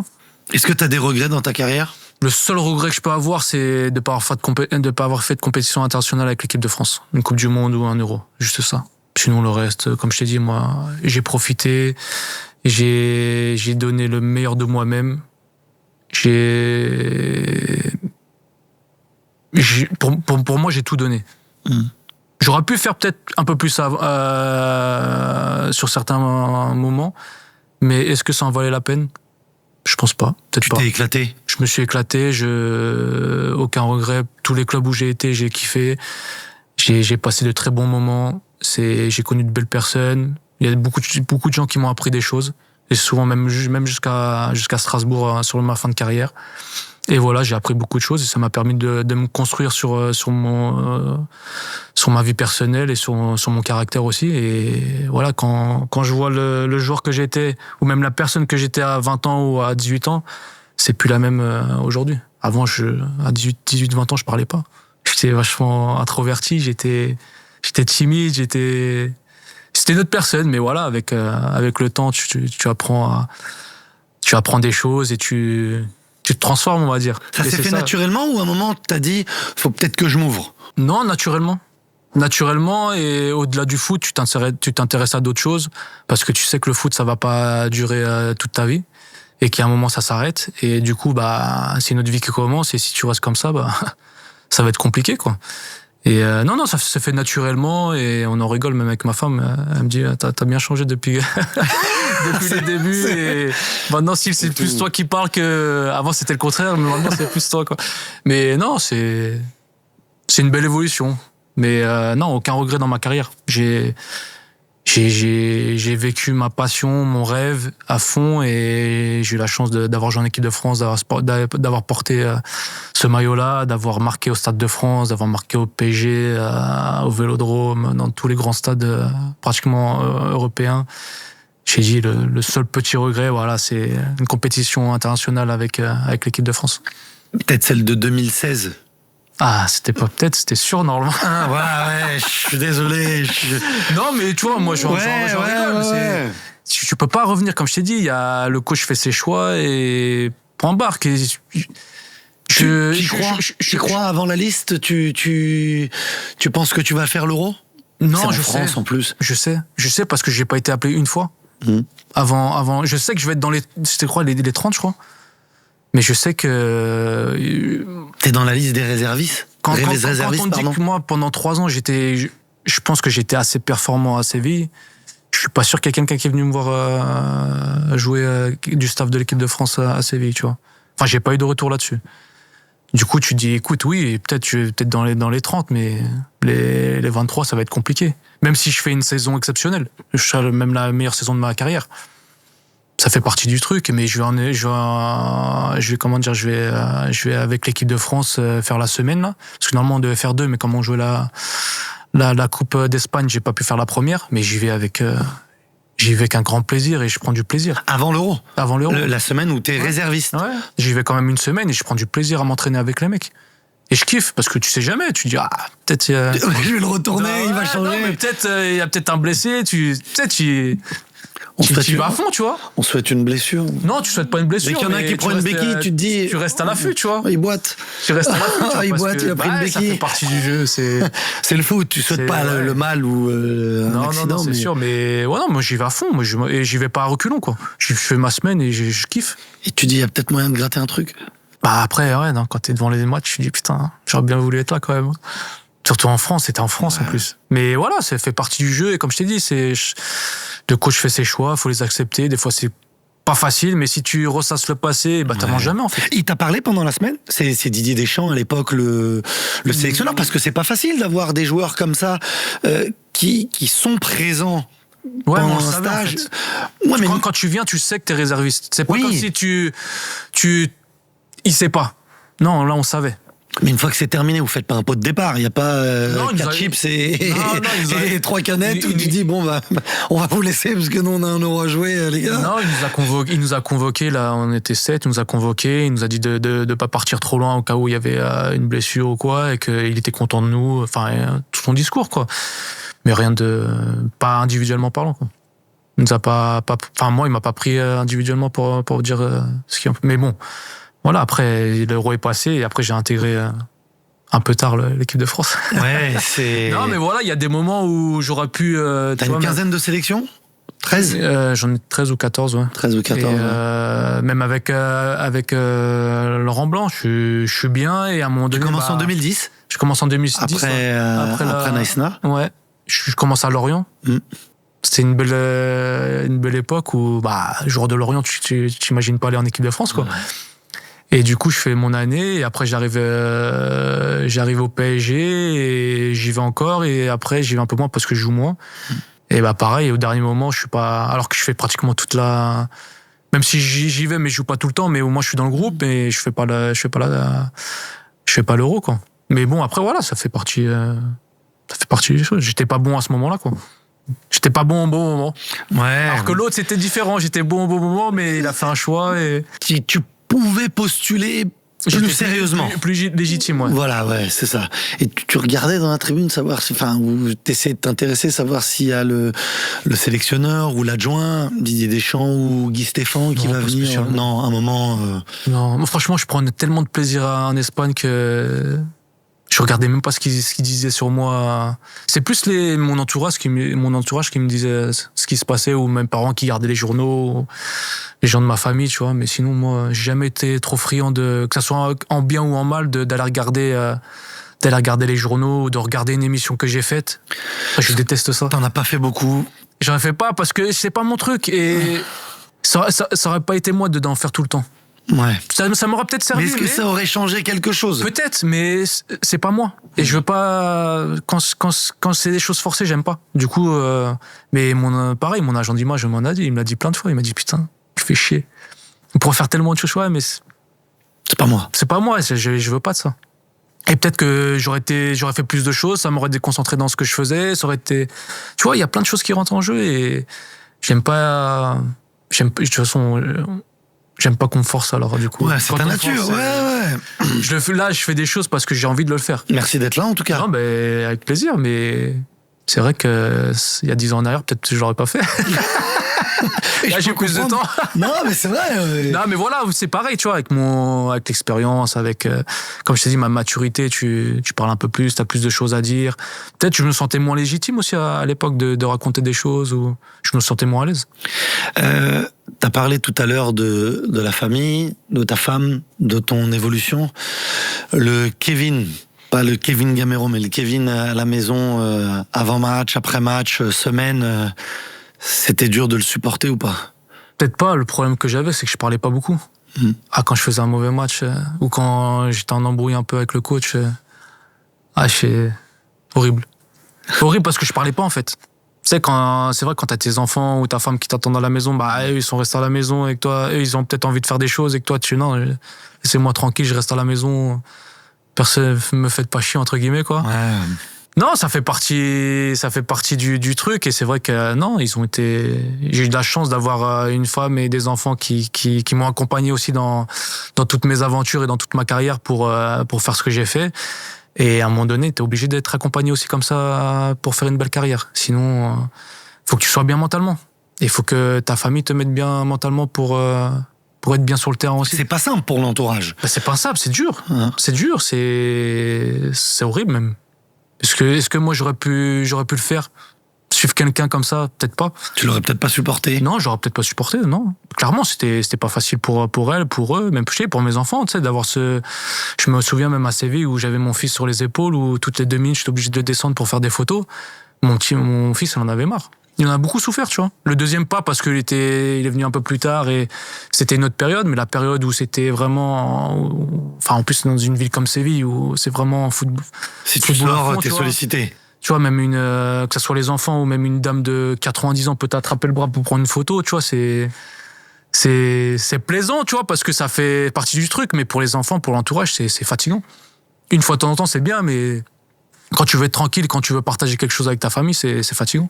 Et puis le petit, il en a rien à faire que tu sois footballeur. C'est surtout ça. Tu sais, tu prends sur les épaules, tu descends, tu reprends, mais voilà, ils m'ont permis de vivre mon rêve à fond et je leur remercie encore au jour d'aujourd'hui. Maintenant, c'est moi qui reste un peu plus à la maison, qui les accompagne au foot, qui est plus dispo et qui profite avec eux. C'est pour ça que quand on me dit tu veux être entraîneur, tu veux rester dans le foot, je dis non, j'ai pas envie. J'ai envie d'avoir mes week-ends, j'ai envie de profiter. J'ai eu la chance d'avoir fait une belle carrière, d'avoir eu de l'argent, de pouvoir vivre comme je le souhaite. Du coup, je mets même pas le problème du foot, c'est que t'as pas de week-end, t'es dépendant, t'es pas en adéquation avec le reste du monde, on va dire, parce que t'as pas les mêmes vacances, t'as pas les mêmes jours libres, c'est différent. Et là, d'avoir mes week-ends, de faire ce que je veux, quand je veux, c'est plaisant. Pour l'instant, je me sens bien comme ça. Avant de se quitter, j'ai une petite série de questions sur toi, sur ton ressenti, sur les gens que t'as pu croiser.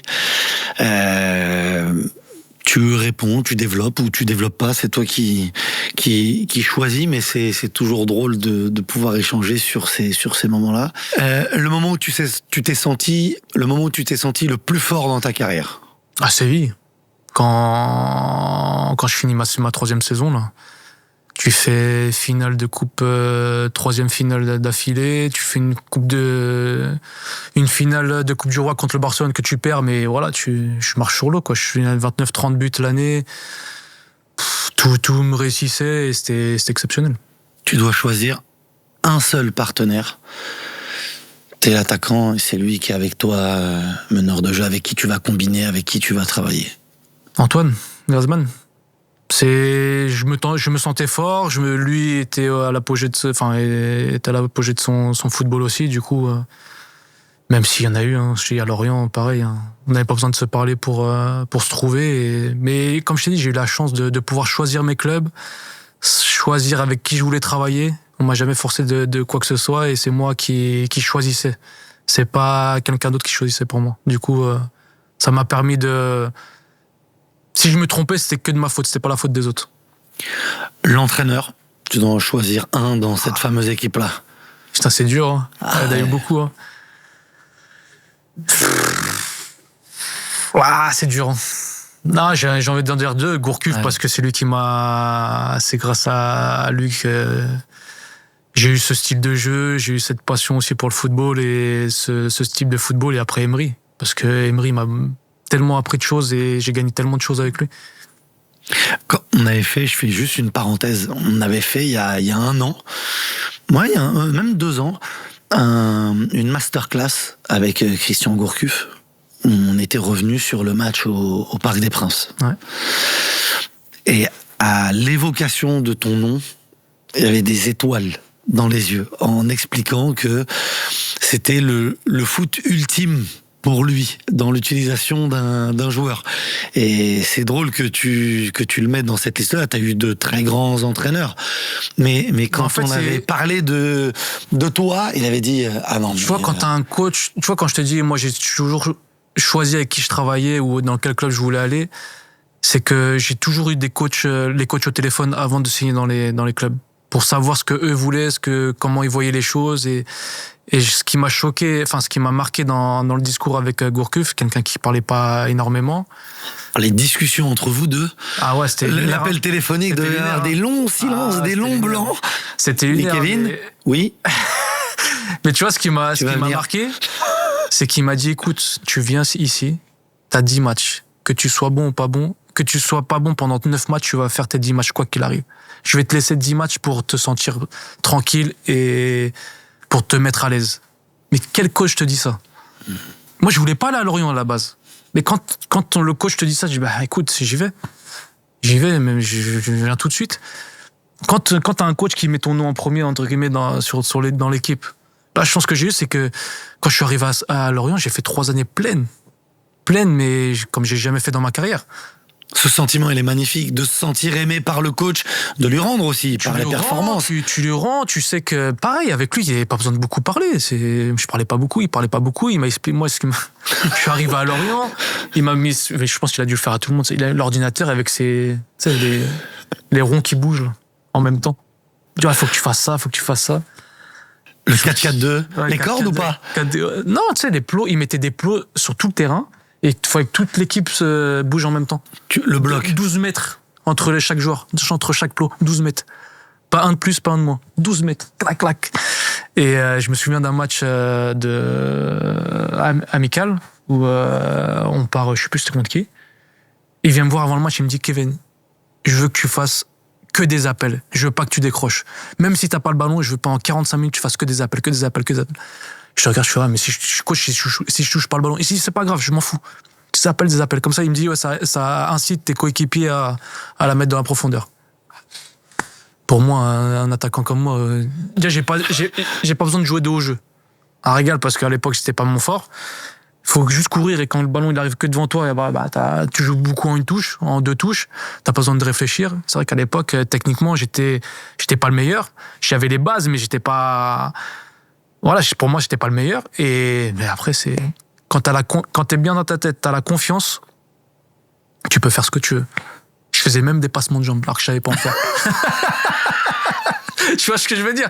Non, mais c'est pour ça que je dis quand je parle à mes enfants, je leur dis, quand vous prenez du plaisir et que vous êtes bien mentalement et que vous jouez sans peur, vous êtes bien. Vous êtes libéré. Quand vous jouez avec la peur, vous pouvez pas jouer avec la peur. Ça vous neutralise, ça vous allez pas être bon. Tentez des choses, faites des passes en touche, c'est pas grave, mais toujours la tête haute et retentez derrière. Et moi, quand t'as des coachs qui te disent des choses comme ça, c'est plus facile et comme t'as dit, t'as envie de leur rendre. Du coup, c'est ce club qui m'a permis de me faire découvrir au foot français, même si Strasbourg, c'est là que tu te lances. C'est là que je me lance, mais c'est à Lorient que t'exploses. C'est à Lorient que j'explose. Je découvre l'équipe de France, un coach qui me fait jouer tous les matchs, tout le temps. Et voilà, où pour moi, c'était le foot comme je le voyais, quoi. Dernière question. Un transfert qui aurait pu se faire, qui s'est pas fait pour quelque raison que ce soit. Qui aurait pu se faire et qui s'est pas fait ? Il y a la légende urbaine sur l'Olympique de Marseille. Non mais c'est vrai, il y a le truc... Marseille, ils sont venus plusieurs fois. Ils sont venus quand j'étais à Lorient, ils sont venus quand j'étais... Non, il y a eu plusieurs moments à Marseille. Si, il y a eu la dernière à Marseille. T'y vas pas parce que ça se fait pas ou t'y vas pas parce que tu peux pas y aller, t'as joué au PSG et t'as été supporter Plein de choses, du PSG. en fait. Pareil, il y a ça. En fait... C'était pas Longoria que t'avais appelé, si ? Si, mais Longoria et Sampaoli. Ah oui, en côtoyé. plus, ouais. Et en fait, moi, quand mon agent me dit ça, j'écoute, non, ça... Même si j'aime bien Longoria, non, jamais de la vie. Ouais. Après, je sors d'une saison à Valence catastrophique, Covid, souvent blessé, où j'ai limite plus envie de jouer au foot. J'avais plus cette passion-là, quand tu rentres dans un stade et t'as pas de supporters et y a rien qui se passe autour, bah, y a plus la boule dans le ventre qui te transcende. Du coup, saison compliquée, je laisse pendant 2 mois et la fin de saison arrive. Pas grand chose qui se passe. T'as Marseille qui est là encore. J'avais aussi Trabzonspor qui me fait un contrat mais en or. Mais aucune envie d'aller là-bas. Et bah tu te dis à côté il y a pas grand chose quoi. Du coup il y a rien. Du coup bah on discute. Mon agent discute beaucoup. Le fait que ce soit Longoria, ça te... Bah oui, en fait, je me dis, ouais, bon, bah allez, peut-être fais un effort et tout, tu les connais, tu sais que, voilà, avec eux, ça va bien se passer et tout, mais au fond de toi, tu veux pas, tu vois. Parce que c'est Marseille et t'as ce truc-là avec Paris. Parce que c'est Marseille, parce que parisien, parce qu'à 34 ans, j'ai peut-être pas envie d'avoir autant de pression. Marseille, quand tu vas à Marseille, il faut être préparé. Et quand t'es ancien parisien, ça va être encore doublement plus dur. La seule fois où je me suis senti dans cette situation-là, c'est quand je suis arrivé à Valence. Où tu rentres sur le terrain et tes propres supporters te sifflent. Pas facile à vivre. L'équipe ou toi ? Moi, parce qu'en fait... Toi, donc c'est sur toi, c'est pas... Il siffle pas toute l'équipe, c'est toi qui te siffle. Il me siffle, pas tout le stade, mais il y a une partie qui me siffle parce que, bah, il pensait que j'étais parti à Paris pour plus d'argent. Alors qu'à ce moment-là, pas du tout, parce que je gagnais moins d'argent à Paris. Mais c'est, comme je t'ai dit, comme je t'ai raconté avant, qui a fait que j'ai pas été à Valence. J'ai joué à Séville, j'ai joué à l'Atlético, des clubs rivaux pour eux. Et du coup, j'arrive à Valence. Ah, ils te sifflent tout de suite, quand tu arrives ? Ouais, je joue mes premiers matchs, tu sens qu'ils sont pas spécialement contents. Je crois que c'était un peu plus tard, quand ça allait moins bien. Il y en a, ils sont contents, mais pas tous. Et ils t'en veulent encore. Il y en a certains qui t'en veulent encore. Tu sens que bah, ça pique quand même, tu vois. Et j'ai eu de la chance, c'est que j'ai réussi à retourner ce truc-là. Mais c'était, tu vois, c'était un petit test et ça m'a motivé aussi. Ça t'a plu par moment, tu sais, de réussir à retourner le truc? Dur parce que quand t'es pas bien, c'était pas facile. Mais après, quand tu retournes le truc, tu dis, ah, et après, quand ils scandent ton nom, tu dis, ah, j'ai réussi. Tu sais, c'est comme avec les entraîneurs, c'est pareil. Et bah, après, pour l'histoire de Marseille, c'est... il y a ça, il y a tout ça qui rentre en jeu, l'ancien parisien, et... Mais il y a rien, le jour d'aujourd'hui, et financièrement parlant, et footballistiquement parlant, c'est la meilleure proposition que j'ai eue durant ce mercato, tu vois. Et du coup, moi, je fais traîner les choses. Sampaoli qui m'appelle, Longoria qui m'appelle, font forcing et tout.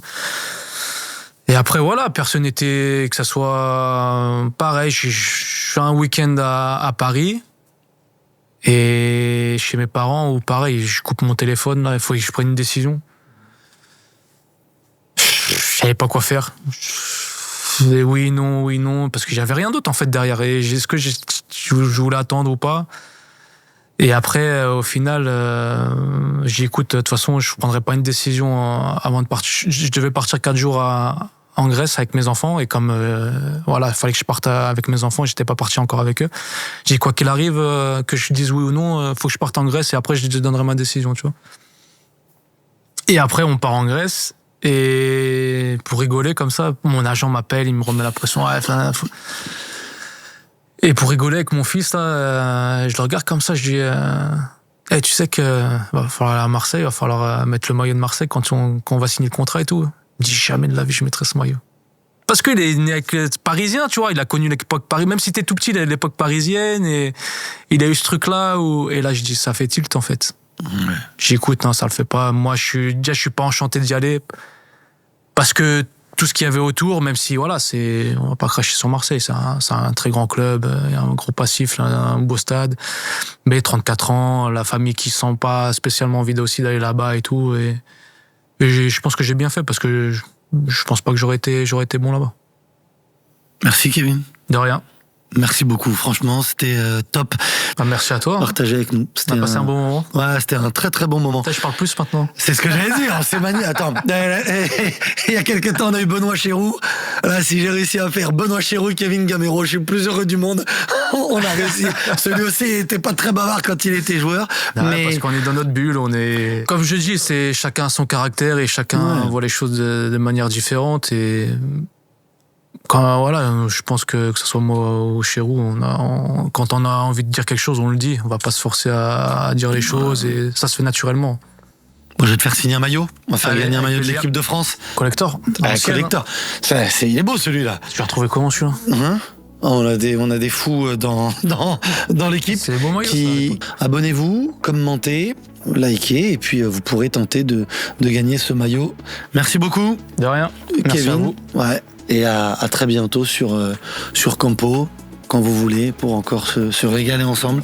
Le maillot de Kevin Gamero a gagné. À bientôt, ciao. Et n'oubliez pas de jeter un œil à notre partenaire Cyberghost en cliquant sur le lien et bénéficier de 4 mois offerts et 83% de réduction. Merci encore à Cyberghost VPN. Protégez votre vie privée, débloquez des contenus exclusifs et faites des économies. Essayez-le sans risque grâce à la garantie satisfait ou remboursée de 45 jours. Encore merci à Cyberghost et on vous dit à bientôt.